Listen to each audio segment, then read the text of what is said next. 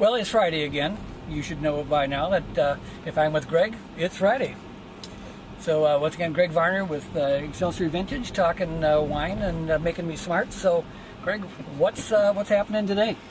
Well, Kevin and I brought along a bottle of a new release of Bogle's Phantom that they put out that we received a week and a half ago, and I was impressed with the vintage. So, with our upcoming beautiful weather next week in the 90s, I thought maybe a lot of people out on the deck barbecuing, and I think this wine would be very good with steaks and chops and anything grilled, dark meats. I mean dark because of the dark flavors. But this is the 2010 Phantom that was just released, and I've always liked those labels. Classic label. Classic is right. It's a spooky, mysterious label, and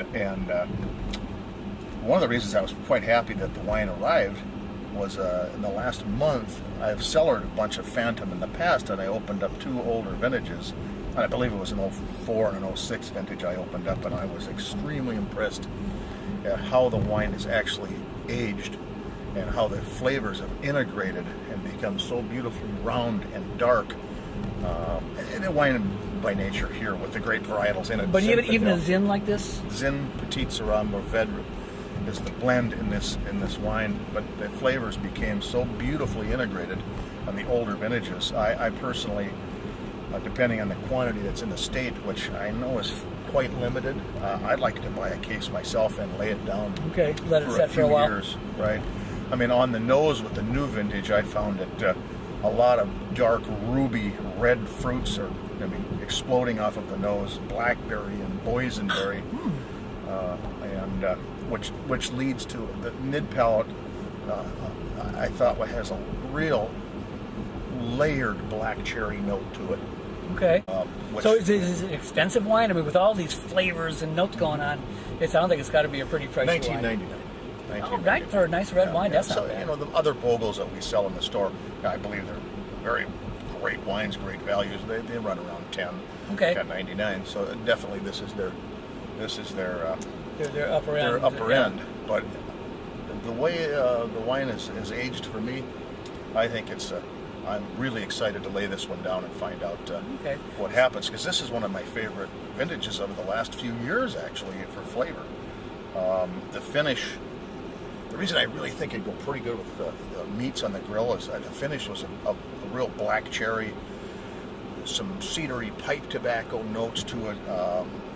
Certainly the spicy oak is coming through on it. Okay. So it would really stand up to. So give me like a perfect meal for this wine. Well, what I think I'm going to do, I'm going to buy a bottle when I go home, and maybe on Sunday I'm going to cook a little. You make yourself buy your own bottles? Yeah, I do. Yeah. Wow, you're tough. I got to pay the taxes. Yep. State of Minnesota, take a look. Listen, I'm paying the taxes. And I think I'll cook lamb. Really, I haven't had lamb for the last in the last 6 weeks, so I don't know if it'll be a rack of lamb or some maybe lamb chops with risotto or something with it. Okay. Maybe risotto might be too heavy if it's going to be warm, but I think lamb on the grill would be great with this.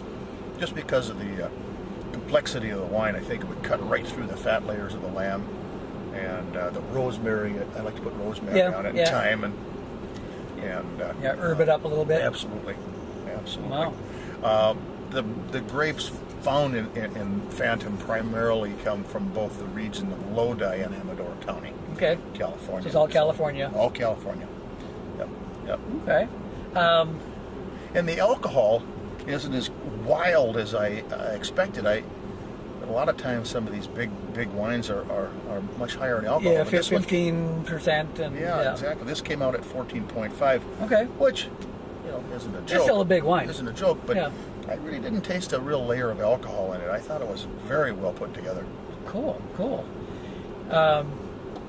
If this wine were a person, a famous person, who would it be?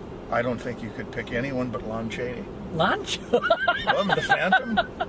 The Phantom? You gotta go with the Phantom. You gotta go with Lon Chaney. You gotta go with that.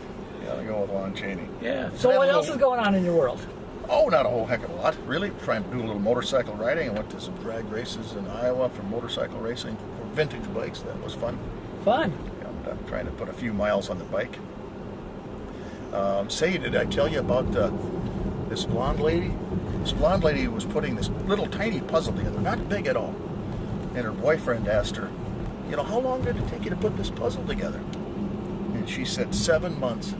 7 months to put together a puzzle. 7 months. He was a little perplexed. He said, that little puzzle took you 7 months? She said, well, look at the box. On the side of the box, it says 1 to 3 years.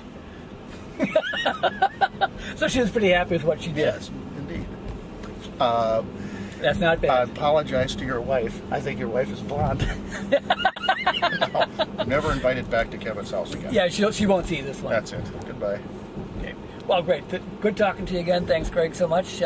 Greg Varner, Excelsior Vintage in downtown Excelsior. Stop on by. He is the wine wizard. And as always... Well, I know what I like. Be better today. Let's be better today. And if you gave me a bottle of that, then I would be better today. And I will do that. Just, I'll pay the sales tax. Okay. As long as you pay the sales tax, we're both A-okay with the sales. A-okay. There's a story there. We'll talk about it someday. But thanks again, Greg. Yeah, thank you.